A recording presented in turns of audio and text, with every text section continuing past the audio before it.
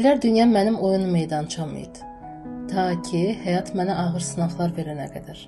Bu şəkildəki qız nazlı idi, küsəyən idi, iddialı idi, nə istəsə edərdi, qorxmazdı, çəkinməzdi. Sonra həyatın şillələri gəldi. Elə yerlərdən vurdu ki, o qız özünü unutdu. Gözlərindəki parıltı yox oldu. Sadəcə qorxu və xəyal qırıqlığı qaldı. İllərlə içimdəki bu qızı gizlətdim. Düşünürdüm ki, onu qoruyuram. Əslində isə sadəcə özümdən qaçırdım.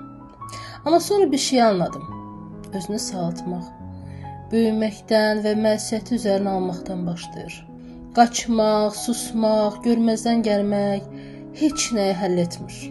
Əksinə, problem böyüyür və bir gün yenə qarşına çıxır.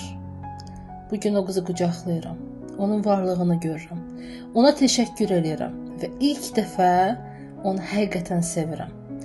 Əsl möcüzə özünü görüb və qəbul etməkdir.